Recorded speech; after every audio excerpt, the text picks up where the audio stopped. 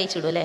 ഇന്ന് പല പെൺകുട്ടികളും വിവാഹം വേണ്ട എന്ന് തീരുമാനിക്കുന്നത് എങ്ങനെയാണ് ഇത്ര കാലം അറിയാത്ത ഒരാളെ കല്യാണം കഴിക്കുക. പുതിയ ടെൻഡൻസിയാണത്. കല്യാണം കഴിക്കുന്നുണ്ടെങ്കിൽ പ്രണയിച്ച് കല്യാണം കഴിക്കും. പ്രണയിച്ച് കുറച്ച് നാൾ നിന്ന് ലിവിങ് ടുഗദർ ഒക്കെ ആയി കെമിസ്ട്രി ഒക്കുന്നുണ്ടോ എന്നൊക്കെ നോക്കി. ന്യൂ ജനറേഷൻ കുട്ടികൾ എന്താണ് ആഗ്രഹിക്കുന്നത് എന്ന് ചോദിച്ചാൽ, എങ്ങനെയുണ്ട് മോളെ കല്യാണമൊക്കെ കഴിഞ്ഞില്ല, എങ്ങനെയുണ്ട് ഓൻ എങ്ങനെയുണ്ട് എന്ന് ചോദിച്ചപ്പോൾ പറഞ്ഞു, ഓ നല്ലൊരു മോനായിട്ട് എനിക്ക് കിട്ടിയത്.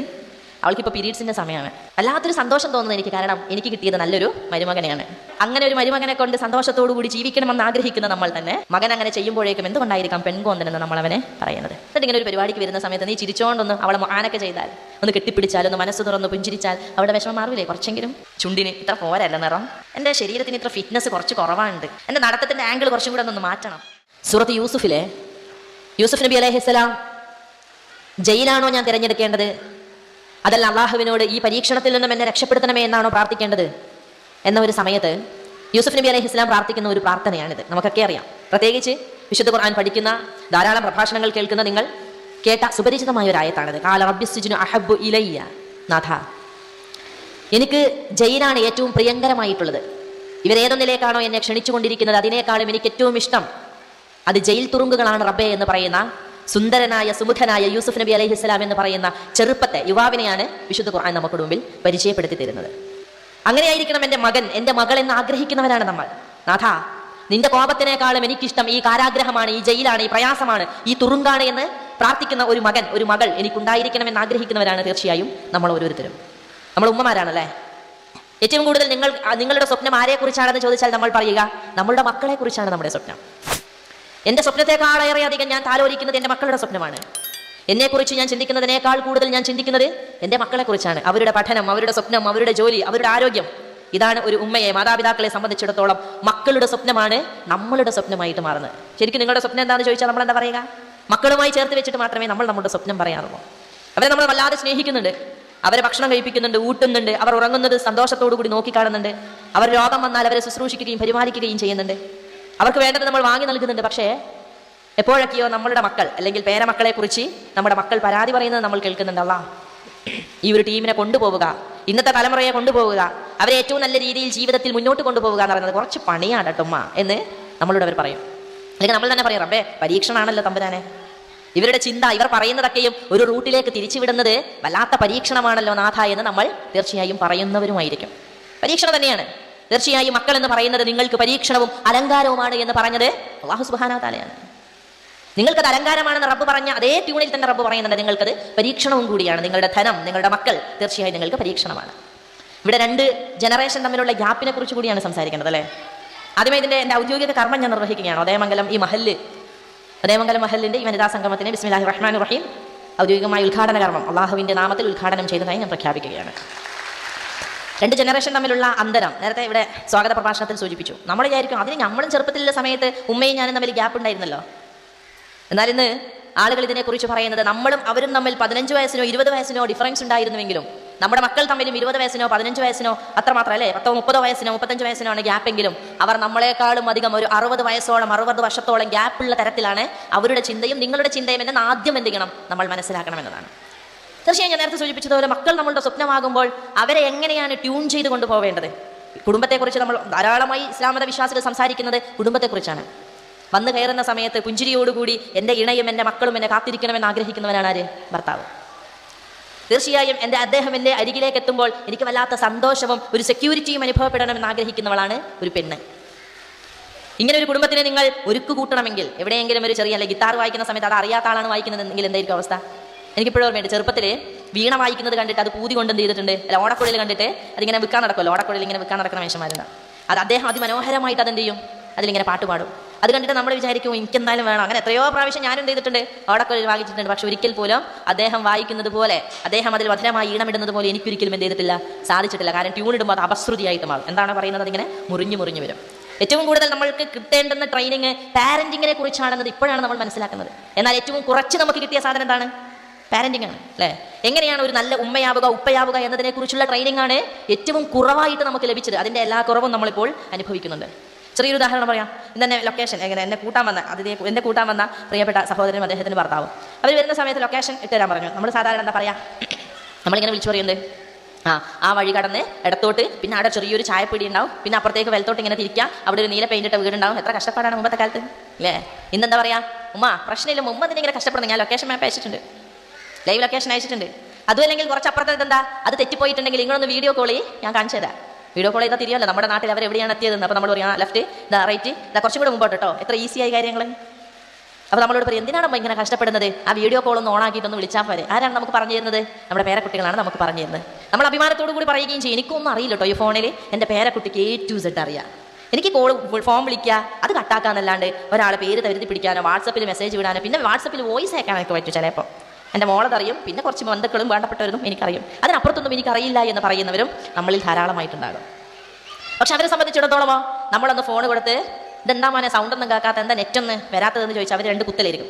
മൂന്നാമത് നമ്മുടെ അടുത്ത് നിന്നിട്ട് പറയുമ്പോൾ റെഡിയായില്ലേ, ശരിയായില്ലേ ഉമ്മ എന്നവരും നമ്മുടെ അടുത്ത് ചോദിക്കും അല്ലേ. അപ്പോൾ ശരിയായിട്ടുണ്ടാവും എന്ന് പറഞ്ഞാൽ ടെക്നോളജി ഇന്ന് അവരുടെ കൈവശമുണ്ട്.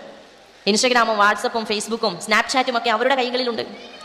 അവരോടൊപ്പം നമുക്ക് പോകാൻ സാധിച്ചിട്ടില്ല എങ്കിലും അവരേത് വഴിക്കൊക്കെയാണ് സഞ്ചരിക്കുന്നതെന്ന് അവരോട് കൂടി നിന്നുകൊണ്ട് ചിന്തിക്കുവാനെങ്കിൽ നമുക്ക് എന്ത് ചെയ്യണം, സാധിക്കണം. ഈ അടുത്താണ് തൊപ്പി എന്ന് പറയുന്ന അല്ലേ അദ്ദേഹത്തിനെ കുറിച്ച്, അദ്ദേഹത്തിൻ്റെ ഒരു പാട്ടുപാടിയുമായി ബന്ധപ്പെട്ട് അദ്ദേഹത്തിനെ അറസ്റ്റിലാക്കിയത്. അതിന് കുറച്ച് നാൾ മുമ്പ് എൻ്റെ മോൻ എന്നോട് വന്ന് പറഞ്ഞിരുന്നു, ഉമ്മ മാമ നമുക്ക് തൊപ്പിൻ്റെ വീഡിയോ കാണാമല്ലോ. ഇയാൾ എന്തൊക്കെയാണ് പറയുന്നത്? ഞാൻ ചോദിച്ചു ആരാ തൊപ്പി, ഞാൻ കേട്ടിട്ടില്ലല്ലോ ഇതുവരെ, വാ അമ്മ ഒന്ന് കണ്ടു നോക്ക്. 2-3 വീഡിയോ കണ്ടിട്ട് കിളി പോയ മൊത്തത്തിൽ ഞാൻ ചോദിച്ചല്ല മോൻ എന്തിനാ കാണുന്നത്, ഡയലോഗൊക്കെ കൊള്ളാം, പക്ഷെ അതിനപ്പുറത്തും ഇപ്പുറത്തുള്ള അറപ്പുളവാക്കുന്ന ചീത്ത എന്തിനാണ് നീ കാണുന്നത്? വേണ്ട, അത് വേണ്ട, നമുക്കത് വേണ്ട, വേറെ പിടിക്കാമല്ലോ, ഇഷ്ടംപോലെ യൂട്യൂബേഴ്സൊക്കെ ഉണ്ടല്ലോ അല്ലേ, നമുക്ക് വേറെ നോക്കിയാലോ എന്ന് പറഞ്ഞാൽ എൻ്റെ കുട്ടിയെ ഏറ്റവും കൂടുതൽ സ്വാധീനിക്കുന്നത്, നമ്മളിപ്പോൾ ഇൻസ്റ്റാഗ്രാമിൽ ഏറ്റവും കൂടുതൽ ഫോളോവേഴ്സ് ഉള്ള ആളെന്നല്ല പറയാ, ഇൻഫ്ലുവൻസർ. എന്താണ് അതിൻ്റെ അർത്ഥം? ഏറെ കൂടുതൽ സ്വാധീനിക്കുന്ന ആളെന്നാണ് അതിൻ്റെ അർത്ഥം. ഇത്ര ലൈക്ക് കിട്ടുന്ന ആള്, ഇത്ര ഷെയർ കിട്ടുന്ന ആള് എന്നല്ല പറയാ, ഇൻഫ്ലുവൻസ് ഉണ്ടാക്കുന്ന ആൾ എന്ന് പറയാ. ഇൻസ്റ്റാഗ്രാമിൽ ഇൻഫ്ലുവൻസർ എന്ന് പറഞ്ഞാൽ അതിൻ്റെ അർത്ഥം എന്താണ്? അവരുടെ വർത്തമാനം, അവരുടെ നടപ്പ്, അവരുടെ വേഷം, അവരുടെ ഭക്ഷണ രീതി, അവരിങ്ങനെ സെൽഫി എടുക്കുന്നത്, പിന്നെ അവർ പോകുന്ന സ്ഥലങ്ങളൊക്കെയും എന്താണ്, എൻ്റെ ജീവിതത്തിൽ ഞാനും ശീലിക്കണം, എനിക്കും എക്സ്പീരിയൻസ് ചെയ്യാനാവണമെന്ന് ആഗ്രഹിക്കുന്ന ഒരു കൂട്ടം മക്കളാണ് നമ്മുടെ മുമ്പിലുള്ളത്. അവരുടെ ലോകം അതാണ്. ആ സമയത്ത് അവർ കാണുന്നില്ലേ മസനഗുഡി വഴി ഊട്ടിയിലേക്കുള്ള യാത്ര, പുതിയതാണ് എന്ത് പറഞ്ഞാലും മസനഗുഡി വഴി ഊട്ടിയിലേക്കുള്ള യാത്ര പുതിയ ട്രെൻഡാണത്. അപ്പോൾ നമ്മളിതിങ്ങനെ നോക്കി കാണുമ്പോൾ നമ്മളോട് മക്കൾ പറയും, നമ്മ നമുക്കൊന്ന് പോകണം, അല്ലെങ്കിൽ ഉപ്പ നമുക്കൊന്ന് പോകണം എന്ന് പറയുന്നിടത്ത്, വേണ്ട നീ പഠിക്കുക, നിനക്ക് എക്സാമാണ്, നിനക്കിതാ നോക്ക്, ആ എക്സാമാണ് ഈ എക്സാമാണ്, ശരിയാവില്ല കേട്ടോ, ശരിയാവില്ല, നടക്കൂല, എനിക്ക് പ്രോഗ്രാംസ് ഉണ്ട്, പരിപാടികളുണ്ട്, ഒന്ന് ബീച്ച് പോലും പോയി അവരുടെ സന്തോഷം ഉൾക്കൊള്ളുവാൻ പോലും നമുക്ക് സാധിക്കുന്നില്ല എങ്കിലോ ഒരു ദിവസം നമ്മളറിയാതെ അവർ ഒരു ട്രിപ്പ് പോകും. ഇങ്ങനെ മസനഗുഡി വഴി ഊട്ടിയിലേക്ക് പോകുവാൻ ആഗ്രഹമുള്ള ഒരു കൂട്ടം ആളുകൾ ചേർന്നുള്ള ട്രിപ്പായിരിക്കും. നമ്മൾ അറിഞ്ഞിട്ടുണ്ടാവോ? ഇല്ല. നേരത്തെ ഇവിടെ സ്വാഗത പ്രഭാഷണത്തിൽ സൂചിപ്പിച്ചു അല്ലേ, നിങ്ങൾ ഇരുന്നവരോട് സംസാരിക്കുവാൻ സാധിക്കുക എന്നതാണ് നമ്മൾക്ക് ചെയ്യാൻ പറ്റുന്ന ഏറ്റവും നല്ല കാര്യം. നിങ്ങൾ വർത്തമാനം പറയാൻ നിങ്ങൾക്ക് ശീലിക്കണം. നമ്മൾ സാധാരണ പറയാറുണ്ട്, ചെറിയ മക്കളാകുന്ന സമയത്ത് അവരുടെ നമ്മളിങ്ങനെ നമ്മളുടെ ചുറ്റിനും വന്ന് പറയും, ഉമ്മ ഉമ്മ ഈ അങ്ങനെ മഴ പെയ്യുന്നത്, ആകാശത്ത് നിന്ന് ആരാണ് ഇങ്ങനെ ഇടിമുട്ടുന്നത് കേൾക്കും, ആരാണ് ചെണ്ട മുട്ടുന്നത്, എങ്ങനെയാണ് ഉമ്മ ഇങ്ങനെ ചെടിയിൽ ഇങ്ങനെ പൂവുണ്ടാവുന്നത്, അങ്ങനെ 100,000 സംശയങ്ങളാണ്. കാക്ക എന്താണ് ഇങ്ങനെ പറക്കുന്നത്, നമുക്ക് എന്താ പറക്കാൻ പറ്റാത്തത് തുടങ്ങിയ 100,000 സംശയങ്ങൾ കൊണ്ട് നമ്മുടെ മക്കൾ നമ്മുടെ പുറകിലേക്ക് വരുമ്പോൾ നമ്മൾ പറയുന്നത്, ഒന്ന് എൻ്റെ മോനെ, ഒന്ന് പൊന്നാര മോനെ, അല്ലെങ്കിൽ ഇവിടെ 100 കൂട്ടം പണിയുണ്ടോ, ഒന്ന് പോയിട്ടിരുന്ന TV വെച്ചെടുക്കുകയോ മൊബൈൽ ഫോൺ കയ്യിൽ കൊടുക്കുകയോ അവരൊരു സ്ഥലത്തേക്ക് നമ്മൾ ഒതുക്കുകയോ ചെയ്യും അല്ലേ. കുറച്ച് കാലം കഴിഞ്ഞ് വളർന്ന് വലുതായിട്ടൊരു +2 പ്രായമൊക്കെ ആകുന്ന സമയത്ത് അവരോട് നമ്മൾ ചോദിക്കല്ല മോനെ, നീ എന്താ മരുവ് കഴിഞ്ഞിട്ട് വീട്ടിലേക്ക് വരാത്തത്, ഇന്നലെ എൻ്റെ കുട്ടി എവിടെയും, ആരാ നിൻ്റെ ഫ്രണ്ട്സ്, എടാ ശരിക്കും ആരാടാ നിൻ്റെ ഫ്രണ്ട്സ്, നീ എന്താ ഇപ്പോൾ പഠനത്തിൽ കുറച്ച് ബാക്കോട്ടാണല്ലോ, നീ എന്താ ഉമ്മാനോട് ഇപ്പം ഒന്ന് വർത്താനം പറയുന്നത് കാണാത്തത് എന്ന് പറയുമ്പോഴേ നമ്മൾ ചോദിക്കുന്ന അതേ സ്പീഡിലേക്ക് അവർ റൂമിലേക്ക് കയറിയിട്ട്, ഉമ്മ എനിക്ക് കുറച്ച് പഠിക്കാനുണ്ട്, അല്ലെങ്കിൽ ഞാൻ കുറച്ച് ബിസിയാണ്, ഉമ്മ എന്തിനാണ് ഇങ്ങനെ വെറുതെ ഇടങ്ങാറാക്കുന്നത്. എപ്പോഴാണോ നമ്മളുടെ അടുത്തേക്ക് അവർ വന്നിട്ട് സംശയങ്ങൾ ചോദിച്ച് നമ്മളുടെ മറുപടി കാത്ത് നമ്മൾ മിണ്ടി പറയണമെന്ന് ആഗ്രഹിച്ച് നമ്മുടെ പിറകെ നടന്നിരുന്നത്, ആ സമയത്ത് അവരെ കേൾക്കാതിരുന്നാൽ അവർ നമ്മളോട് പറയണമെന്ന് കരുതിയിട്ട് അവരുടെ പിറകിലേക്ക് നമ്മൾ നടക്കുന്ന സമയത്തും അവരും നമ്മളെ എന്ത് ചെയ്യും, ഒതുക്കിക്കളയും. ശ്രദ്ധിക്കണത്. നിങ്ങൾ ഹൃദയം നിറഞ്ഞ മക്കളോട് സംസാരിക്കുമെന്ന് പറയുമ്പോൾ സ്കൂൾ വിശേഷം അവർ പറയണം. ആരൊക്കെയാണ് ആ ക്ലാസ്സിൽ സിഗരറ്റ് വലിക്കുന്ന കുട്ടികളെന്ന് 10ാം ക്ലാസ്സുകാരെ നിങ്ങളടുത്ത് വന്ന് പറഞ്ഞു തരൂ. കേൾക്കുമ്പോൾ അത്ഭുതം തോന്നുന്നുണ്ടോ? നമുക്കില്ലല്ലോ. ടൂർ പോയ സമയത്ത് ആരാണ് ഇത് ഉപയോഗിച്ചതെന്ന് പറയുന്ന മോനായിരിക്കണം നിങ്ങളുടെ മകൻ. അപ്പോഴാണ് അവരുടെ കൂട്ടുകെട്ടിനെ കുറിച്ച്, ക്ലാസ്സിൽ നടക്കുന്ന കാര്യങ്ങളെക്കുറിച്ച് എത്രമാത്രം ഞാൻ ജാഗ്രതയുണ്ടാവണമെന്ന് അവൻ്റെ കൂട്ടുകാരെ കുറിച്ച് പറയുമ്പോഴെങ്കിലും നമ്മൾ എന്ത് ചെയ്യണം, അതിനെക്കുറിച്ച് ചിന്തിക്കണം. പറഞ്ഞത് ധാരാളമായിട്ട് നമ്മുടെ മക്കളുമായിട്ട് സംസാരിക്കാൻ നമുക്ക് സംസാരിക്കണം. അവർ പറയുന്നത് അവർക്ക് ഏറ്റവും ഇഷ്ടപ്പെട്ട ഇൻസ്റ്റാഗ്രാമിൽ ആളെ കുറിച്ചായിരിക്കും, ആ തട്ടത്തെക്കുറിച്ചായിരിക്കും, വേഷത്തെക്കുറിച്ചായിരിക്കും, അവരുടെ വർത്തമാനങ്ങൾ പലതിനെക്കുറിച്ചുമായിരിക്കും. ഒന്നിരുന്ന് സന്തോഷത്തോടു കൂടി വിശാല മനസ്സോടുകൂടി അവരെ കേൾക്കുവാൻ തീർച്ചയായിട്ടും നമ്മൾക്ക് സാധിക്കണമെന്നുള്ളതാണ്. രണ്ടാമത്തത്, എന്നും നെഗറ്റീവ് കൊണ്ട് നമ്മൾ അവരെന്ത് ചെയ്യരുത്, തടഞ്ഞു കളയരുത്. നിങ്ങളൊന്ന് ആലോചിച്ച് നോക്കാം. നമ്മുടെ നമസ്കാരത്തെക്കുറിച്ച് MN കാരശ്ശേരി അല്ലേ എന്നറിയുന്ന ഇസ്ലാം വിരുദ്ധനായ മനുഷ്യനാണ് അദ്ദേഹം ഒരിക്കൽ പറയുന്നുണ്ട്, ഞാൻ മദ്രസയിൽ പഠിക്കുമ്പോൾ എൻ്റെ ഉസ്താദി എന്നെ ക്രൂരമായിട്ട് ഉപദ്രവിച്ചതിൻ്റെ പേരിൽ ഇസ്ലാമിനോട് വിരോധമുണ്ടായ മനുഷ്യനാണ് അദ്ദേഹം. എന്നെ എന്തിനാണ് നിങ്ങളിങ്ങനെ ക്രൂരമായിട്ട് മർദ്ദിച്ചത് നമസ്കരിക്കാത്തതിൻ്റെ പേരിൽ? മോനെ നിസ്കരിക്കേ, ആ സുബഹി നിസ്കരിച്ച് ഒന്ന് പ്രാർത്ഥിച്ച് ഒന്ന് ഇരിക്കുന്ന സമയത്ത് നിന്റെ മനസ്സിലേക്ക് വരുന്ന ഒരു പോസിറ്റീവ് എനർജി ഉണ്ടല്ലോ. എങ്ങനെയാണ് കുട്ടികളുടെ ഇന്നത്തെ കാലത്തെ കുട്ടികളുടെ ഇങ്ങനെ ആയിരിക്കണം നമ്മൾ സംസാരിക്കേണ്ടി വരിക. ഒരു പോസിറ്റീവ് എനർജി ഉണ്ടല്ലോ. അത് എന്നിട്ട് നീ കുറച്ച് സമയം ഒന്ന് പുറത്തൊക്കെ ഒന്ന് ഇറങ്ങി ഒന്ന് നടന്നിട്ടൊക്കെ ഒന്ന് വാ. നിന്റെ അന്നത്തെ ദിവസം ഏറ്റവും ഫ്രഷ്നെസ് ആയിട്ട് നിനക്ക് നിൽക്കാൻ പറ്റും. എന്തുമാത്രം അന്നത്തെ ദിവസം നിനക്ക് എത്രമാത്രം എനർജറ്റിക് ആയിരിക്കും. നമസ്കാരം എന്തിനാണെന്ന് അറിയാമോ മോനെ? രാവിലെ എഴുന്നേൽക്കുന്ന സമയത്ത് അൽഹംദുലില്ലാഹില്ലദി അഹ്യാനാ വഅദ അമാതനാ വഇലൈഹി നുശൂർ നാഥ, ഒരു പുതിയ പ്രഭാതം കൂടി എനിക്ക് നൽകിയ നിനക്ക് സർവ്വസ്തുതിയും നിനക്കാണ് തമ്പുരാനെ എന്ന് പറഞ്ഞുകൊണ്ട് എഴുന്നേൽക്കുന്ന ഒരു കുഞ്ഞിനെ സംബന്ധിച്ചിടത്തോളം എത്രമാത്രം മനോഹരമായിരിക്കും എൻ്റെ ഒരു പകൽ. എന്നിട്ട് പഠിപ്പിച്ചു കൊടുക്കണം. പ്രവാചകനെ കുറിച്ച് രൂക്ഷമായ വിമർശനങ്ങൾ ഉണ്ടാകുന്ന ഒരു കാലത്താണ് നമ്മൾ ജീവിക്കുന്നത്. നിങ്ങളൊന്ന് ആലോചിച്ച് നോക്കുക. ഹിജാബിട്ട ഒരു പെണ്ണിനോട് എന്താ ചോദിക്കുക? ചൂടെടുക്കുന്നില്ല പെണ്ണെ? ക്യാമ്പസിലെത്തി എന്താ ചോദിക്കുക? എന്തിനാണോ ഇങ്ങനെ ചാക്കിൽ പൊതിഞ്ഞ പോലെ ഇങ്ങനെ ജീവിക്കുന്നത്? എനിക്ക് ഒന്നിനും സ്വാതന്ത്ര്യമില്ല അല്ലേ? ഭയങ്കര കഷ്ടമാണ് കേട്ടോ കാര്യം. നീ ഇങ്ങനെ പ്രസവിച്ചാൽ പിന്നെ പഠിക്കാനൊന്നും പോകില്ലാന്ന് തോന്നുന്നു അല്ലേ? നിങ്ങൾ 20ാമത്തെ വയസ്സിലെ അല്ലെ 18ാമത്തെ വയസ്സിൽ നിങ്ങൾ കല്യാണം കഴിച്ചിടും അല്ലേ? നിങ്ങൾക്ക് പ്രണയിക്കാനൊന്നും പാടില്ല അല്ലേ? പ്രേമിക്കാനൊന്നും പറ്റൂല. നിങ്ങൾക്ക് ഇങ്ങനെ ലിഫ്റ്റ് ഇടാൻ പറ്റൂല, നെയിൽ പോളിഷ് ഇടാൻ പറ്റൂല. എൻ്റെ റബ്ബേ ഭയങ്കര കഷ്ടമാണ് കേട്ടോ. റബ്ബല്ല, എൻ്റെ ദൈവമേ ഭയങ്കര കഷ്ടമാണ് കേട്ടോ നിങ്ങളെ കാര്യം. നെഗറ്റീവിൻ്റെ ഇങ്ങനെ കൂരമ്പുകൾ ഇങ്ങനെ പതിക്കുന്ന സമയത്തായിരിക്കും വീട്ടിലേക്ക് അവരിങ്ങനെ വരിക. റബ്ബേ ഇതല്ലെങ്കിൽ ഇതിനാണ് തട്ടിടാൻ പറഞ്ഞത്, എന്തൊരു ചൂടാണ്, ഇങ്ങനെ ചെവിയും മുടിയും കണ്ടിട്ട് ഏതാണിനാണ് ആകർഷണം ഉണ്ടായത്? ഇങ്ങനെ ചോദിക്കുക കുട്ടികൾ. എന്തിനാണ് ഞാൻ എൻ്റെ ഇങ്ങനെ ശരീരം ഇങ്ങനെ മറക്കുന്നത്? വളരെ സ്വതന്ത്രമായിട്ട് എല്ലാം പുരുഷൻ്റെ പോലെ വസ്ത്രം ധരിച്ചാൽ എന്താണ് പ്രശ്നം എന്ന് ചിന്തിക്കുന്ന കുട്ടികളുടെ അടുക്കൽ മുടി ചെറുതായി ഒന്ന് കണ്ടതിൻ്റെ പേരിൽ ക്രൂരമായിട്ട് നമ്മൾ മർദ്ദിക്കുകയാണെങ്കിൽ എന്തായിരിക്കും സംഭവിക്കുക? അവരോരം പോണമാകുന്ന പ്രായമാകുമ്പോഴേക്കോ ഇസ്ലാം വിരുദ്ധർ മാത്രമല്ല നമ്മളെ തന്നെ ഒരു തീവ്രവാദി ലുക്കിലേക്ക് കണ്ടുകൊണ്ട് എൻ്റെ ജീവിതത്തിൻ്റെ സ്വപ്നങ്ങൾ ഇല്ലാതാക്കിയാണെന്ന് പറയാണ്. ഈ മഹലിനെ കുറിച്ച് നേരത്തെ സൂചിപ്പിച്ചു. വിവാഹത്തിന് ശേഷവും പഠിക്കുന്ന ധാരാളം പെൺകുട്ടികളുള്ള മഹൽ എന്ന് പറയുമ്പോൾ അൽഹംദുലില്ലാഹ് വല്ലാത്ത സന്തോഷം തോന്നുന്നുണ്ട്. കാരണം എന്താ? ഇന്ന് പല പെൺകുട്ടികളും വിവാഹം വേണ്ട എന്ന് തീരുമാനിക്കുന്നത് എൻ്റെ സ്വപ്നങ്ങളുടെ ചിറകുകൾ അവർ മുറിച്ചു കളയുമെന്ന് ഭയമുള്ളത് കൊണ്ടാണ്. അങ്ങനെ ഉണ്ടോ ഒന്ന് ഇസ്ലാമിൽ? ഇല്ലല്ലോ. നിങ്ങൾ പഠിച്ചുകൊണ്ടേയിരിക്കുക, വായിച്ചുകൊണ്ടേയിരിക്കുക എന്ന് പറയുന്ന വിശുദ്ധ ഖുർആനിൻ്റെ ആളുകളാണ് നമ്മൾ. അപ്പോൾ അവരുടെ പഠനവും വായനയും ജീവിതത്തിന്റെ അന്ത്യം വരെ നിലനിൽക്കണമെന്ന് ആഗ്രഹിക്കുന്ന നമ്മളെ സംബന്ധിച്ചിടത്തോളം അതിനുവേണ്ട സകല സജ്ജീകരണങ്ങളും ഒരുക്കി കൊടുക്കുന്നവരായിരിക്കണം തീർച്ചയായും നമ്മൾ. അല്ലേ? പഠിക്കണം എന്ന് ആഗ്രഹമുണ്ടോ? നമ്മൾ പോയിക്കോട്ടോ. അപ്പം നമ്മളോടും പറയും ഉമ്മാക്ക് ഇന്ന പരിപാടിക്ക് പോകണം, ഉമ്മ പോയിക്കോട്ടോ, ഇന്ന് ഞാൻ ഇവിടെ ഉണ്ടാകും. അല്ലേ? മോനോട് നമുക്ക് പറയാൻ സാധിക്കണം, മക്കളോട് നമുക്ക് പറയാൻ സാധിക്കണം. ഇതാ നോക്ക്, കല്യാണം വേണ്ട ഇന്നത്തെ പല കുട്ടികളും തീരുമാനിക്കുന്നത്. പിന്നെന്താ? അവർ പ്രണയിച്ചിട്ട് വിവാഹം കഴിച്ചാൽ മതി. എങ്ങനെയാണ് ഇത്ര കാലം അറിയാത്ത ഒരാളെ കല്യാണം കഴിക്കുക? പുതിയ ടെൻഡൻസിയാണത്. കല്യാണം കഴിക്കുന്നുണ്ടെങ്കിൽ പ്രണയിച്ച് കല്യാണം കഴിക്കുക. ഇതുവരെ എനിക്ക് അറിയാത്ത ഒരു മനുഷ്യനുമായിട്ട് ഒരു ദിവസം ജീവിക്കാൻ തുടങ്ങാം. എന്നെ കൊണ്ട് പറ്റൂലേ? പക്ഷെ അവർക്ക് അവരുടെ കൂട്ടുകാർ അതിനെക്കുറിച്ച് പറയുമ്പോൾ അവർക്ക് പറഞ്ഞു കൊടുക്കാൻ പറ്റണം. ഒരു ദിവസം പോലും വിവാഹത്തിന് മുമ്പ് പ്രണയിക്കാത്തവരാണ് എൻ്റെ ഉമ്മയും ഉപ്പയും. പക്ഷെ അവരിന്ന് പ്രണയിക്കുന്ന കണ്ടാൽ കല്യാണം കഴിക്കാൻ തോന്നിപ്പോ. പറയോ നമ്മളെ കുറിച്ച് നമ്മുടെ മക്കള്? അവരൊരുമിച്ചിരിക്കുമ്പോൾ ഭക്ഷണം വാരി കൊടുക്കുമ്പോൾ എവിടെങ്കിലും പുറത്ത് പോകാനുണ്ടെങ്കിൽ വേഗം ഇണക്ക് വേണ്ടി ഇസ്തിരി ഇട്ട് കൊടുക്കുമ്പോഴേ നീ ഇങ്ങനെ മരിച്ചു പണിയെടുക്കാണ്ട് തിന്ന് ഭക്ഷണം കഴിക്കും, നമുക്ക് ഒരുമിച്ചിരിക്കാം, ഒരുമിച്ച് ഭക്ഷണം കഴിക്കാമെന്ന് പറഞ്ഞ് അടുക്കളയിൽ സഹായിക്കുന്ന, പ്രണയത്തോടുകൂടി എവിടെയെങ്കിലും പോയാൽ പ്രണയത്തോടുകൂടി സംസാരിക്കുന്ന എൻ്റെ മാതാപിതാക്കളെ നോക്കിയിട്ട് വിവാഹത്തിന് ശേഷമാണല്ലോ മധുരമായ പ്രണയം, അതാണ് എൻ്റെ പേരൻസിലൂടെ ഞാൻ കണ്ടത് എന്ന് പറയുന്ന മക്കൾ നമ്മുടെ മക്കളിൽ എത്ര ആളുണ്ടാകും? അങ്ങനെ ഒരു അനുഭവം നമ്മൾ കൊടുത്തിട്ടുണ്ടോ എന്നതും വളരെ ഗൗരവപ്പെട്ട ചോദ്യമാണ്. അങ്ങനെ ഒരു അനുഭവം നമുക്ക് കൊടുക്കുവാൻ സാധിച്ചിട്ടുണ്ടോ? അതല്ല പ്രണയിച്ച് കുറച്ച് നാൾ നിന്ന് ലിവിങ് ടുഗദർ ഒക്കെ ആയി കെമിസ്ട്രി ഒക്കുന്നുണ്ടോ എന്നൊക്കെ നോക്കി നമ്മൾ കെമിസ്ട്രി ഒക്കുന്നില്ല കേട്ടോ പോവാ എന്ന് പറയുമ്പോൾ പിരിഞ്ഞു പോകുന്ന ഒരു ബന്ധമാണോ അവർക്ക് വേണ്ടി തിരഞ്ഞെടുക്കാനുള്ളത് എന്ന് നമ്മൾ ഗൗരവത്തോടു കൂടി ചിന്തിക്കണം. ഇങ്ങനെയൊക്കെ പറയുമ്പോൾ ചിലപ്പോൾ എത്ര ആയാലും നമുക്ക് ചില മാറ്റാൻ പറ്റാത്ത കുറച്ച് കാര്യങ്ങളുണ്ടാവും അല്ലേ? ന്യൂ ജനറേഷൻ കുട്ടികൾ എന്താണ് ആഗ്രഹിക്കുന്നതെന്ന് ചോദിച്ചാൽ ഞാനും അദ്ദേഹവും ജോലിക്കാരനുമാണെങ്കിൽ ഒരുപോലെ എന്ത് ചെയ്യണം? കുടുംബത്തിൽ അടുക്കളയിൽ ഒരുപാട് ഷെയർ ചെയ്യാൻ പറ്റണം എന്നതാണ് ഒരു പെൺകുട്ടിയുടെ ചിന്ത. ഈ അടുത്തൊരു രസകരമായ ഒരു കഥ കണ്ടു. അതല്ല ഒരു രസം. അതിൽ ഒരു വീട്ടുകാരി അപ്പുറത്തെ വീട്ടുകാരിയോട് സംസാരിക്കാം. ഇത് പറയണത് എങ്ങനെയുണ്ട് മോളെ കല്യാണമൊക്കെ കഴിഞ്ഞില്ല, എങ്ങനെയുണ്ട് ഓൻ എങ്ങനെയുണ്ട് എന്ന് ചോദിച്ചപ്പോൾ പറഞ്ഞു, ഓ നല്ലൊരു മോനായിട്ട് എനിക്ക് കിട്ടിയത്, അവൾക്കിപ്പോൾ പീരീഡ്സിൻ്റെ സമയമാണ്. സാധാരണ ഞാനില്ലെങ്കിൽ ആകെ പ്രയാസമാകുന്ന കുട്ടിയാണ്, പക്ഷെ അവനെല്ലാം ചെയ്തു കൊടുക്കുന്നുണ്ട്. എണീക്കാൻ വിടുന്നില്ല, പെട്ടെന്ന് ഭക്ഷണം കൊണ്ട് കൊടുക്കുന്നുണ്ട്, വാരി കൊടുക്കുന്നുണ്ട്, മരുന്ന് കൊടുക്കുന്നുണ്ട്, ഇങ്ങനെ കിഴിവെച്ച് കൊടുക്കുന്നുണ്ട്. അവൾക്ക് വയ്യാത്ത സമയത്ത് അവളുടെ തലയ്ക്ക് കൊടുക്കും. വീട്ടിൽ അവൻ ഒരു ലീവ് എടുത്ത് അവൾ എന്ത് ചെയ്യുന്നുണ്ട്? ശുശ്രൂഷിക്കുന്നുണ്ട്. വല്ലാത്തൊരു സന്തോഷം തോന്നുന്നത് എനിക്ക്, കാരണം എനിക്ക് കിട്ടിയത് നല്ലൊരു മരുമകനെയാണ്. അപ്പോൾ ചോദിച്ചു, അതേ സമയത്താണ് മോൻ്റെയും കല്യാണം കഴിഞ്ഞത്. എങ്ങനെയുണ്ട് മോൻ്റെ കെട്ടുവോളം എങ്ങനെയുണ്ട്? ഓ എനിക്ക് പറ്റൂല, എൻ്റെ മോൻ ഇങ്ങനെ ഒരു പെൺകോന്തനാണ് ഞാൻ വിചാരിച്ചിട്ടേ ഇല്ല കേട്ടോ, അങ്ങനെ ആവുന്ന ഞാൻ വിചാരിച്ചിട്ടേ ഇല്ല. മോൾക്ക് ഈ അടുത്ത് പീരീഡ്സാണ്. ഓൻ എന്താ ചെയ്യുന്നതെന്ന് കണ്ട് ഞാൻ അത്ഭുതപ്പെട്ടു പോയി. ഇന്നേ വരെ ഒരു ഗ്ലാസ് വെള്ളം പോലും മര്യാദ എടുത്തു തരാത്തവനാണ്. ഓളെടുത്ത് മാറുന്നില്ല, വെള്ളം കൊടുക്കുന്നുണ്ട്, മരുന്ന് കൊടുക്കുന്നുണ്ട്, കിഴിവെച്ച് കൊടുക്കുന്നുണ്ട്. ആരെക്കുറിച്ചിട്ടാണ്? മോനെക്കുറിച്ചിട്ടുള്ള പരാതിയാണ്, പെൺകോന്തനെന്ന്. എന്നാൽ എൻ്റെ മകൾ അങ്ങനെ ഒരു മരുമകനെ കൊണ്ട് സന്തോഷത്തോടു കൂടി ജീവിക്കണമെന്ന് ആഗ്രഹിക്കുന്ന നമ്മൾ തന്നെ മകൻ അങ്ങനെ ചെയ്യുമ്പോഴേക്കും എന്തുകൊണ്ടായിരിക്കാം പെൺകോന്തനെന്ന് നമ്മൾ അവനെ പറയുന്നത്? ഇവിടെ പ്രവാചകൻ സല്ലല്ലാഹു അലൈഹി വസല്ലമ നമുക്ക് പഠിപ്പിച്ചു തന്ന ചില മാതൃകകളുണ്ട്. ആ മാതൃകയെ ഏറ്റവും മനോഹരമായിട്ട് നമ്മുടെ മക്കൾക്ക്, ആൺമക്കൾക്കും പെൺമക്കൾക്കും പറഞ്ഞു കൊടുക്കുവാൻ തീർച്ചയായും നമുക്ക് സാധിക്കേണ്ടതുണ്ട്. പ്രവാചകനെ രൂക്ഷമായിട്ട് വിമർശിക്കുന്ന സമയത്തും എങ്ങനെയാണ് തൻ്റെ പ്രവാചകൻ തൻ്റെ ഇണകളെ ഏറ്റവും പ്രിയത്തോടു കൂടി ചേർത്ത് പിടിച്ചതെന്ന് അള്ളാഹുവിന്റെ റസൂലിന്റെ ആ നല്ല ഗുണങ്ങളെ പറഞ്ഞുകൊണ്ട് പ്രവാചകന്റെ സ്നേഹം നമ്മുടെ മക്കളിൽ ഊട്ടി ഉറപ്പിക്കുവാൻ തീർച്ചയായും നമുക്ക് സാധിക്കേണ്ടതുണ്ട്, അല്ലേ? തന്റെ കൂട്ടുകാരനെ കാണുമ്പോൾ ഒന്ന് മനോഹരമായിട്ടൊന്ന് ചിരിച്ചാൽ അത് നീ ചെയ്യുന്ന സ്വതക്കയാണെന്ന് പറയുന്നത് വേറെ എവിടെയാന്ന് പറയുന്നത്? നിന്റെ കൂട്ടുകാരിക്ക് സഹോദരിക്ക് കൊടുക്കുന്ന ഗിഫ്റ്റാണത്. അവൾ വീട്ടിൽ പല പ്രയാസം കഴിഞ്ഞിട്ടായിരിക്കും വരുന്നുണ്ടാവുക, പല എന്തൊക്കെ അസുഖങ്ങൾ ഉണ്ടായിട്ടുണ്ടാകും, വേറെ പല പ്രശ്നങ്ങളും വീട്ടു പ്രശ്നങ്ങളൊക്കെ ഉണ്ടായിട്ടുണ്ടാകും. എന്നിട്ട് ഇങ്ങനെ ഒരു പരിപാടിക്ക് വരുന്ന സമയത്ത് നീ ചിരിച്ചോണ്ടൊന്ന് അവളെ ആനൊക്കെ ചെയ്താൽ, ഒന്ന് കെട്ടിപ്പിടിച്ചാൽ, ഒന്ന് മനസ്സ് തുറന്ന് പുഞ്ചിരിച്ചാൽ അവളുടെ വിഷമം മാറില്ലേ കുറച്ചെങ്കിലും, അല്ലേ? അതൊരു മരുന്നാണ്, നീ കൊടുക്കുന്ന ഗിഫ്റ്റാണ്. മഹാനായ പ്രവാചകൻ സല്ലല്ലാഹു അലൈഹി വസല്ലമ പറയുമ്പോൾ നമ്മൾ അങ്ങനെ പ്രവാചകനെ മക്കളിലേക്ക് പറഞ്ഞു കൊടുക്കുവാൻ തീർച്ചയായും നമുക്ക് സാധിക്കണം.